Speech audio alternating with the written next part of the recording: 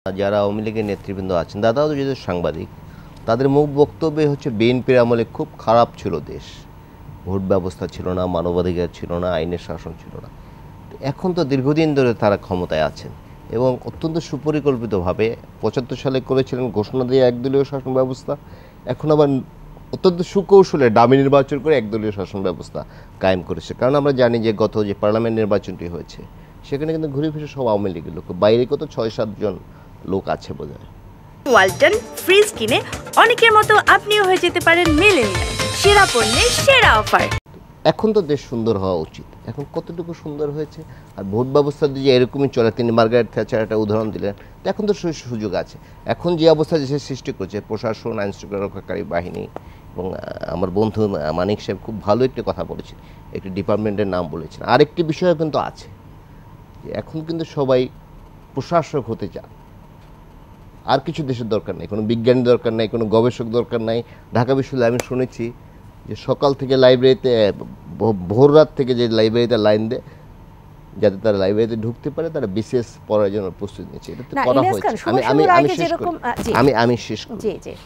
দেশ তো এখন এই অবস্থায় এসছে, আইন শৃঙ্খলা রক্ষাকারী বাহিনী, প্রশাসন, অন্যান্য যে সরকারি অর্গানগুলো আছে, এগুলো তো এখন এক দলের হয়ে গেছে। এর বাইরে তো আর কিছু নাই। কারণ আমরা দেখি যে এসপি সাহেব নৌকার পক্ষে ভোট চান, ডিসি সাহেব নৌকার পক্ষে ভোট চান, ওসি সাহেব নৌকার পক্ষে ভোট চান। সুতরাং এখন তো দেশ সুন্দর করার অনেক সুযোগ আছে বলে আমি মনে করি। এবং আওয়ামী লীগ যেটি বলেছে ৪১ সাল পর্যন্ত তারা দেশকে আরও উন্নতির শিখরে নিয়ে যাবে, সেটি যাক, তাতে অসুবিধা। আপনাকে শুনবো, কিন্তু আমি একটু স্পষ্ট করি, সুভাষ সিংহ রায়কে যেমন প্রশ্নটা করেছিলাম যে কেন তারা করতে পারেনি, তিনি আবর্জনার স্তূপের কথা বলেছেন। কেন পারেনি তারা তো স্বীকার করে না। প্রশাসনের যেটা বললেন, যদি এমন হয় যে আমরা কোনো কিছুর অভ্যস্ততার মধ্যে ঢুকে গিয়েছি, ধরেন আমি প্রশাসনিক কোনো একজন সেই কাঠামোর মধ্যে আছি, আমি দীর্ঘ বছর যদি সেই অভ্যস্ততার মধ্যে ঢুকে যাই, পরবর্তীতে আমাকে কি অন্য ধরনের আবার অভ্যস্ততায় প্রবেশ করানোর ব্যাপারটা তো সহজ হবে কিনা? না, সেটা কিভাবে হবে?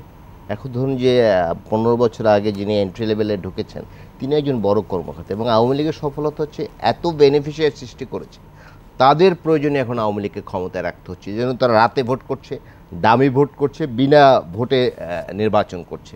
আমরা জানি যে ২০১৪তে কী হচ্ছে, ২০১৮তে কী হয়েছে, এবং কোন কোন জায়গা থেকে এগুলো প্রেসক্রিপশন এসছে, এটা কিন্তু বাংলাদেশের মানুষ বুঝে। আমি হয়তো এই অনেয়ারে সেটি বলতে চাই না, কারণ ১৪ সালে যে নির্বাচন হচ্ছে, অনেকে নির্বাচন করতে চেয়েছে, কিন্তু তাদেরকে নানা হুমকি ধামকি দিয়ে বসিয়ে দেওয়া হচ্ছে।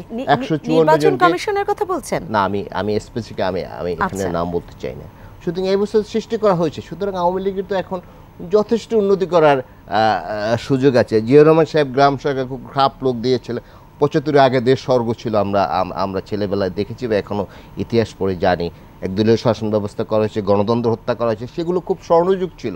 সুতরাং এখন তো সুযোগ আছে, কারণ সব কিছু তাদের নিয়ন্ত্রণে, পুরো দেশ তাদের নিয়ন্ত্রণে। এবং নির্বাচন ব্যবস্থা শুধু এই স্থানীয় সরকার, পার্লামেন্ট নির্বাচন এগুলো না, ট্রেড বডিতে যে নির্বাচনগুলো আছে, যে তিনি দীর্ঘদিন সাংবাদিকতা করেছেন, আমরা একসঙ্গে সাংবাদিকতা করেছি।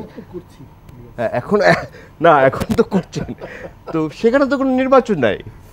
এখন আমি এই উদাহরণটি প্রায় দিই, আপনার সাথে বোধহয় ২-১ বার দিয়েছি, যে আগে যে বিএমএ নির্বাচন, তারপর ইঞ্জিনিয়ারিং ইনস্টিটিউটের নির্বাচন, এফবিসিসিআই নির্বাচন, এই বিজিএমএ নির্বাচন, এগুলো খুব উৎসবমুখর নির্বাচন ছিল, এবং তাদের যারা ভোটার তাদের প্রতি এক ধরনের কমিটমেন্ট ছিল।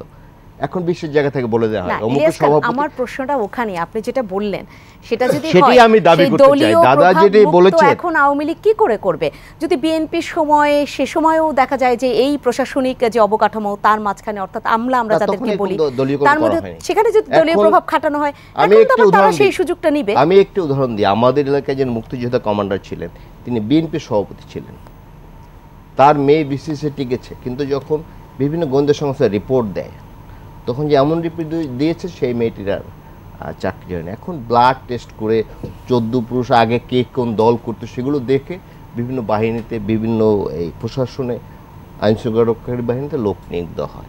সুতরাং এখন তো করার সুযোগ আছে। তা আমি আশা করতে চাই যে আওয়ামী লীগ আরও দীর্ঘদিন যান, তিনি ৩ বার এসেছেন, আরও ২ বার মার্গারেট থ্যাচার একটা উদাহরণ দিয়েছেন, আরও ২ বার আসুক, এসে তারা একটা আমাদের সুশাসন উপহার দিক। আমরা এরকম চাই না যে প্রার্থীকে ধরে নিয়ে এমন অবস্থা করা হবে তাকে সিসি তো নেওয়া হবে, এই অবস্থা আমরা চাই না। যে দাদা খুব চমৎকার একটি কথা বলছেন, সুশীল মানুষ আগে নির্বাচন করতে, সময় যারা ভদ্রলোক, তারা কিন্তু এখন আর নির্বাচনের দিকে আসতে চায় না।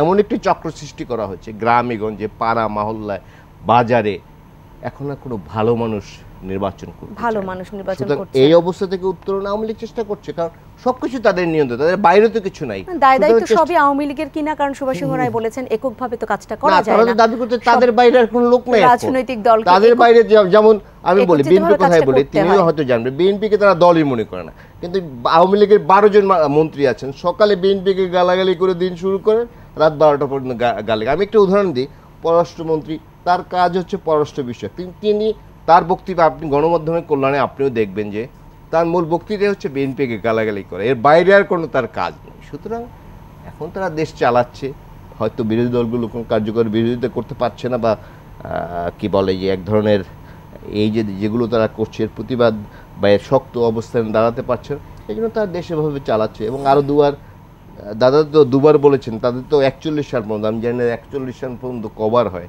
3বার বা 4, এমনও হতে পারে যে তারা এমন একটি সিস্টেম করতে পারে যে তারা চিরদিন ক্ষমতায় থাকে, সেটি করলে বাধা দেবে কে? বাধা দেওয়ার কেউ নাই তো দেশে। হয়তো কিছু কিছু প্রতিবাদ হবে, কিন্তু সেটি কতটা কার্যকর হবে সেটি বলার কিন্তু আমাদের সুযোগ নেই। সুতরাং বিএনপির দোষ না দিয়ে দেশে যাতে সুশাসন ফিরে আসে, সুশাসন দেওয়া যায়, একটু ভোট যেন আমরা দিতে পারি, এটুকু শুধু চাই। আমাদের তো আর কিছু নেই, আমরা হয়তো একদিন 5 বছরে একদিন ভোট দিই, সেটি যেন রাতে না হয়ে যায়, সেটি যেন আমরা দিনে দিতে পারি। আমাদের যে প্রিয় প্রার্থী বা প্রিয় মানুষ, তাকে যেন আমরা নির্বাচন করতে পারি, এটি যেন আমাদের উপর চাপিয়ে দেওয়া না হয় যে আমি নৌকো থাকবে, দামি থাকবে, সবই তাদের লোক। 7 জানুয়ারি নির্বাচনের কথা তো এখন আবার সবাই বলছে ওটা দিনেই হয়েছে, ওটা রাতে হয়নি। জুলফিকার আলী মালিক, আমি 7 জানুয়ারি দিনে রাতে বলিনি, দামি হয়েছে আর কি। ওয়ালটন ফ্রিজ কিনে অনেকের মতো আপনিও হয়ে যেতে পারেন মিলেনিয়াল। সেরা পণ্যের সেরা অফার।